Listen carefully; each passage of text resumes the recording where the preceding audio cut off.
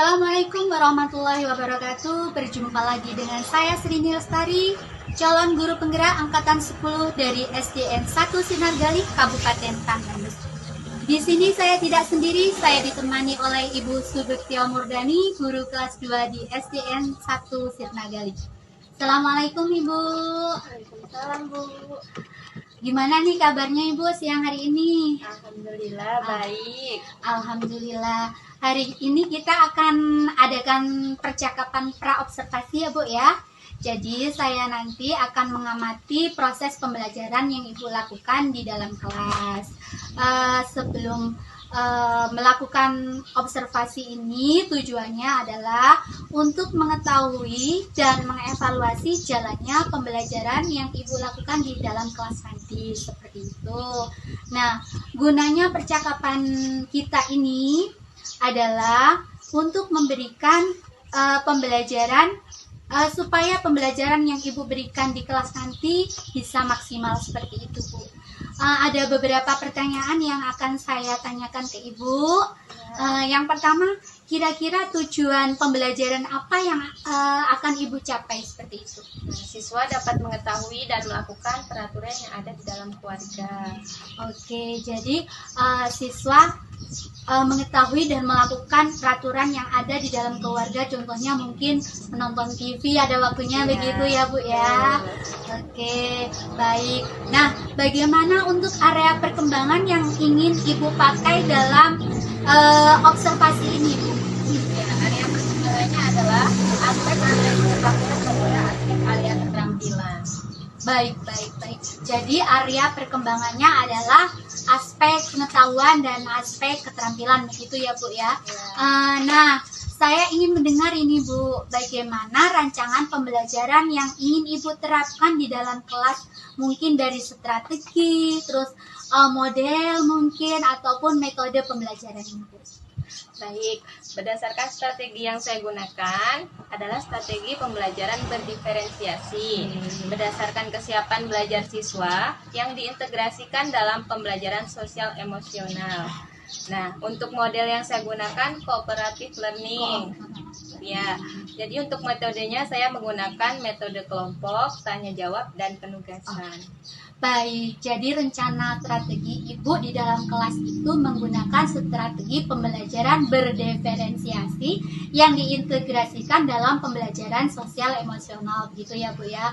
Terus menggunakan model cooperative learning dan metode kelompok, tanya jawab, dan penugasan, gitu ya. Nah, bagaimana dengan media yang akan Ibu gunakan di dalam kelas nih?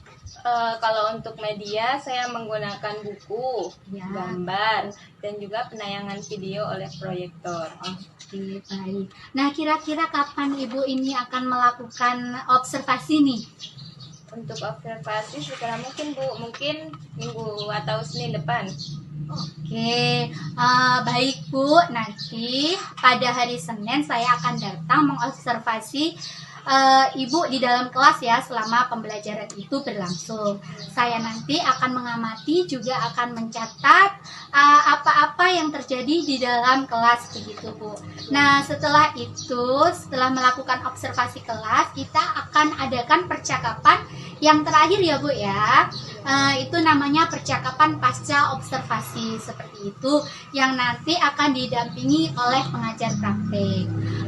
Nah, sebelum kita akhiri percakapan kita nih Bu, apa yang Ibu dapatkan dari percakapan kita ini Bu? Mendapatkan gambaran media apa yang akan saya gunakan nanti nih Bu. Dan media yang saya gunakan itu adalah akan kesiapan, begitu Bu. Baik, sampai jumpa di hari Senin ya Bu ya. Demikian percakapan kita hari ini, sampai bertemu di kegiatan observasi kelas dan percakapan pasca observasi. Wassalamualaikum warahmatullahi wabarakatuh. Terima kasih Bu. Sama Bu.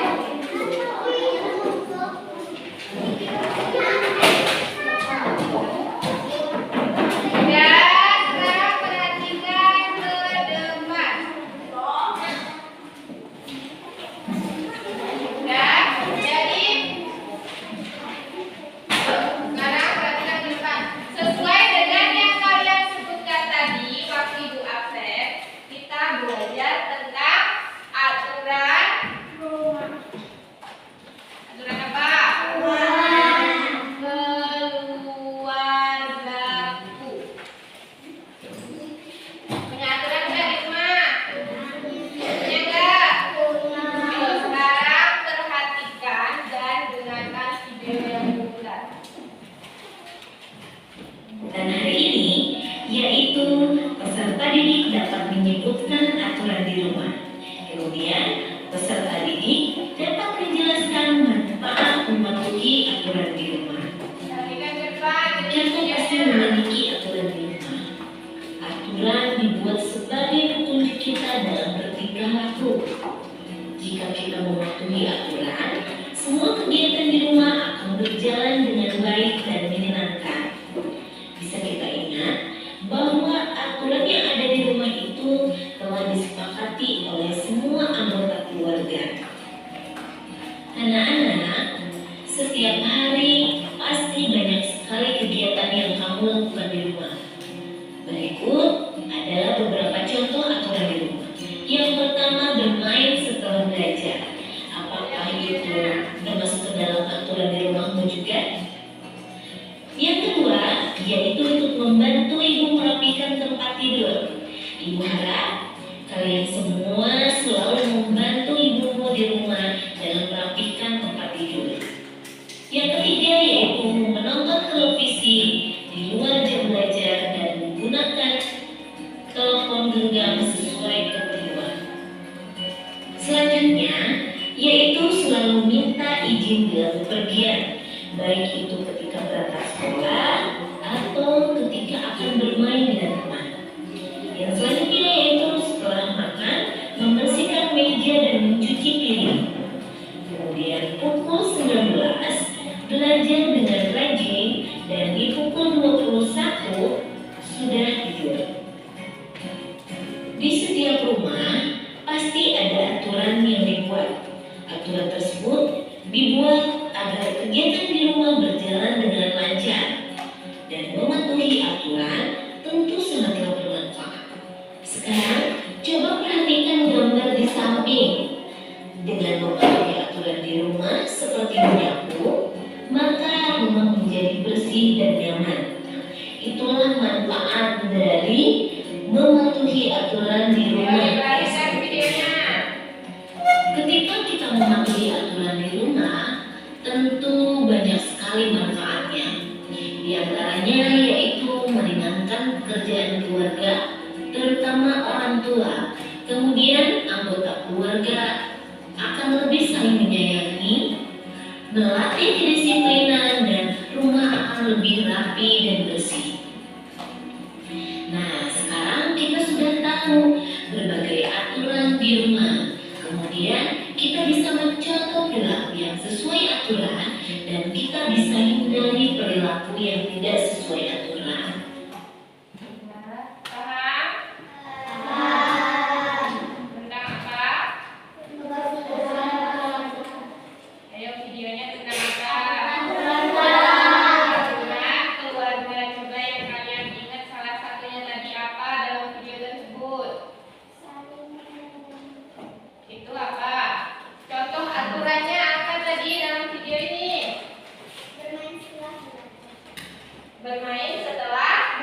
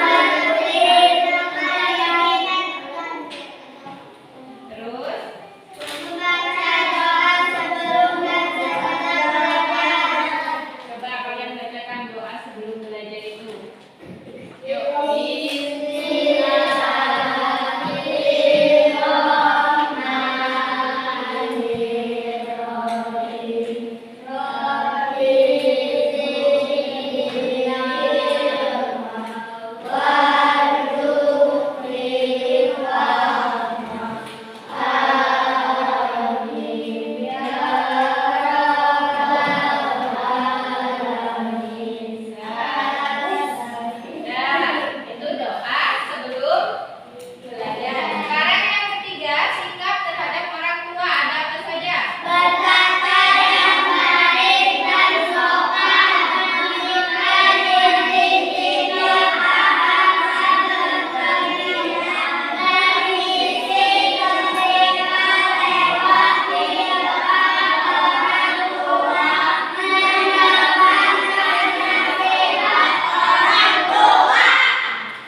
Kalian begitu nggak? Begitu nggak? Ya, seharusnya begitu. Kalau mau main, izin mas, saya mau main. Apa langsung pergi? Nah, mulai sekarang kalau mau main harus izin. Terus berkata yang baik dan sopan. Jangan orang tua kalian bentak-bentak itu nggak boleh. Terus kalau ada orang tua mau lewat atau kalian mau lewat di depan orang tua, apa yang kalian lakukan? Permisi apa selamat lewat? Nah, mulai sekarang kebiasaan selamat boy atau langsung lewat dirubah pakai permisi pak atau bu pak. Terus yang keempat, sikap terhadap ya ada apa saja?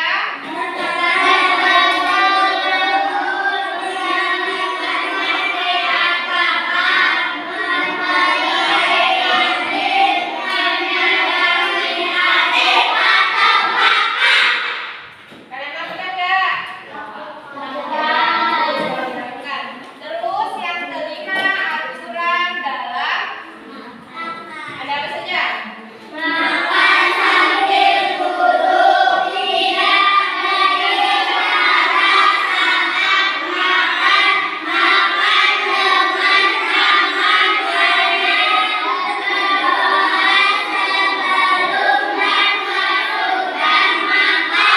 Ayo, ibu tanya sama-sama. Apa saja aturan dalam makan? Satu aja.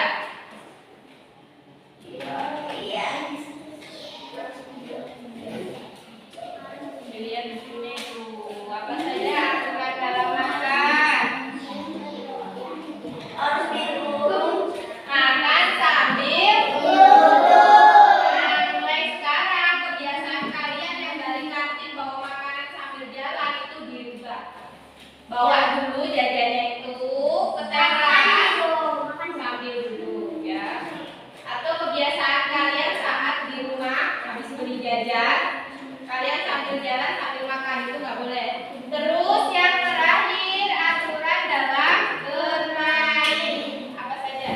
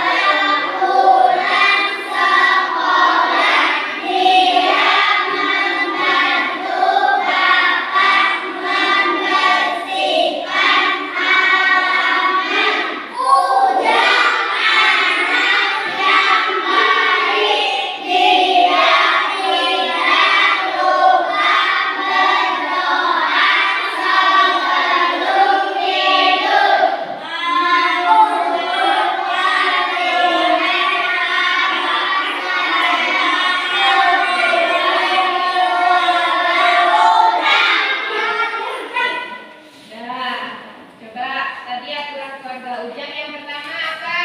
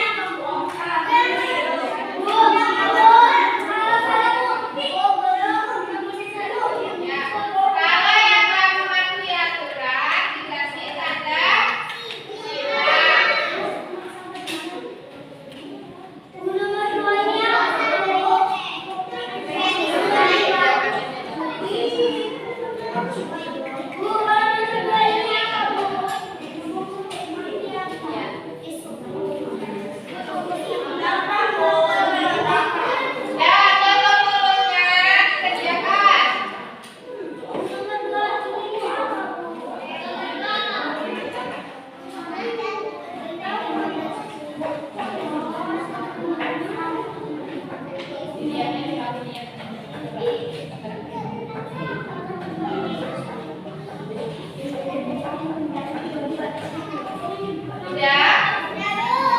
kalau sudah selesai, kalian langsung lihat sebaliknya.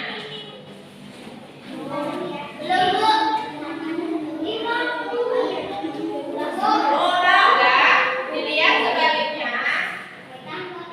Di situ kalian tulis nama kelas, nama guru kalian, dan tanggal sekarang.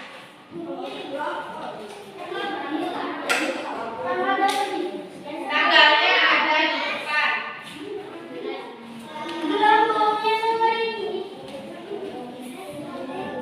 Terus kalau udah langsung berikutnya, kalian suruh menyusun kata yang masih acak-acakan sesuai dengan gambar. Langsung sebaliknya.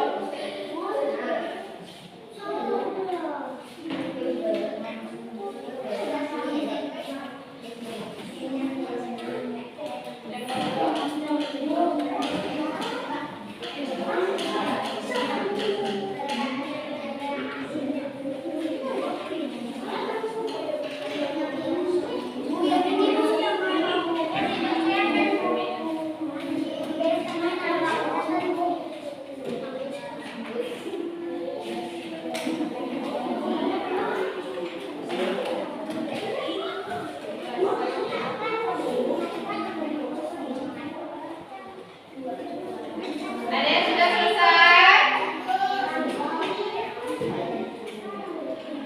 Ingat ya, yang bagian ini kalian menyusun kata. Susun katanya sesuai dengan gambar yang kalian lihat di sini. Coba lihat tuh. Katanya kan masih acak-acakan. Nah, kalian lihat gambarnya itu sesuai dengan gambar bunyinya.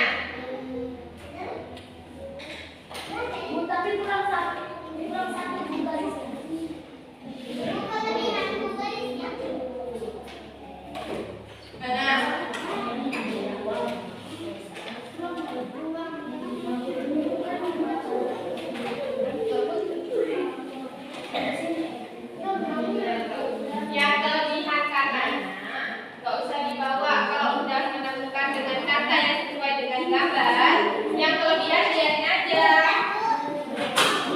Sudah?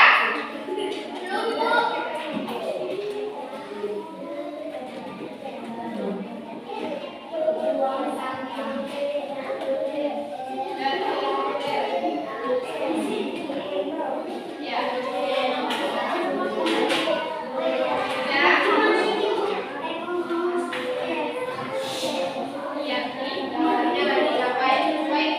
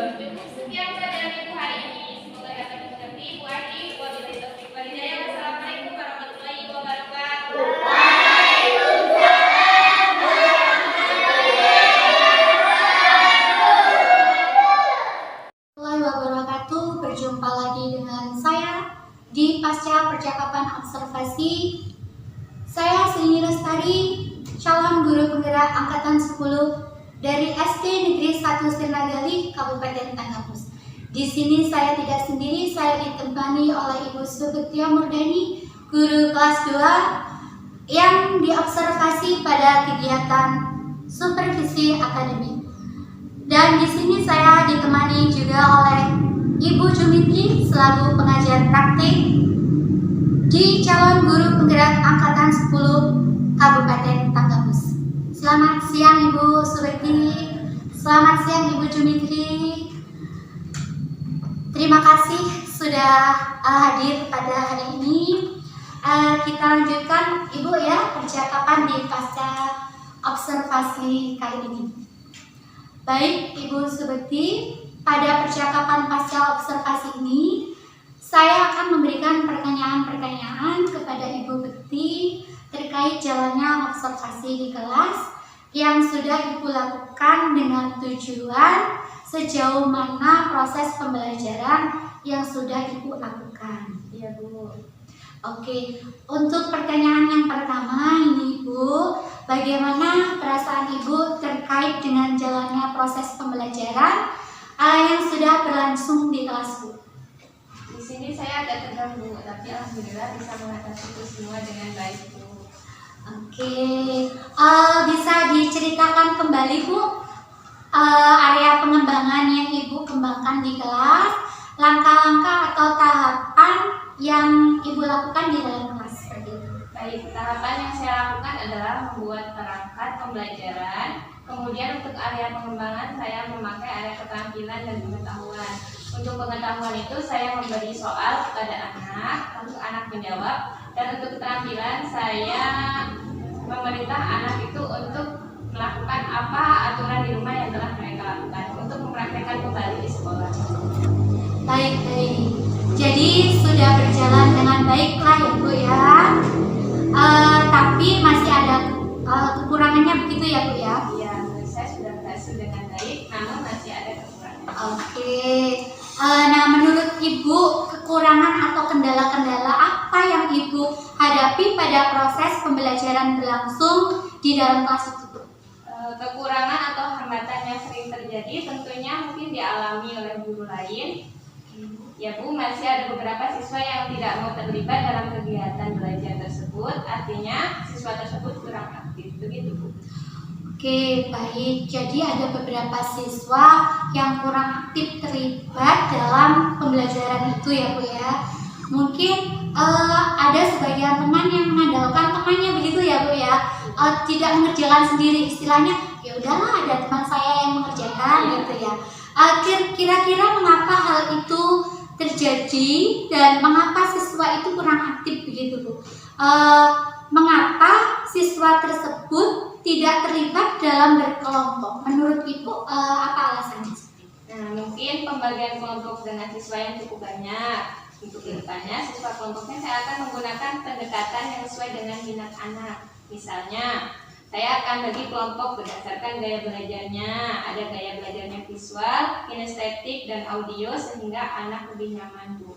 Oke, baik. Jadi kedepannya Ibu akan menggunakan pendekatan yang sesuai dengan minat anak, terus dengan gaya masing-masing.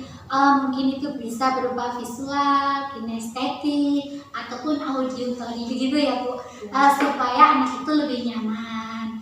Oke, mudah-mudahan apa yang Ibu rencanakan dapat terrealisasi ke depannya, terus bisa memberikan proses pembelajaran yang lebih baik lagi dibandingkan dengan yang kemarin Ibu lakukan begitu. Saya tunggu cerita-cerita Ibu ya, dapat gimana pembelajaran selanjutnya.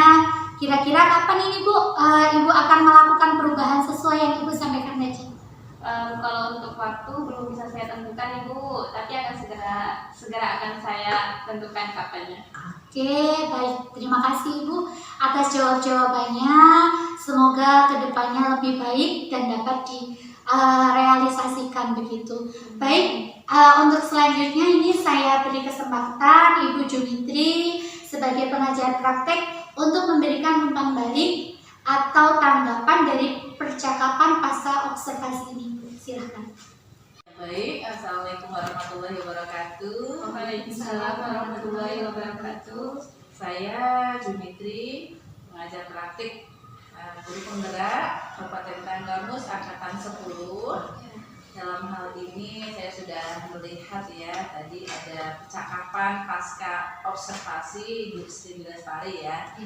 Nah, setelah melalui berbagai proses observasi, kemudian observasi di kelas dan pasca observasi, saya melihat ada progres yang lebih baik gitu ya, yaitu progres pembelajaran di kelasnya. Namun setelah ada progres diharapkan terus ditingkatkan ya strategi pembelajarannya. Kalaupun ada kekurangannya tadi ya, ingin menerapkan strategi pembelajaran yang lain, kemudian sesuai dengan minat anak seperti itu, mohon untuk segera dipetakan ya, daripada minat-minat anak kita, karena pembelajaran kita itu sekarang sesuai dengan kebutuhan ataupun karakteristik peserta didik kita ya. Kita saling berkolaborasi satu dengan yang lainnya ya, untuk proses pembelajaran yang lebih baik untuk ataupun demi peserta didik kita, seperti itu.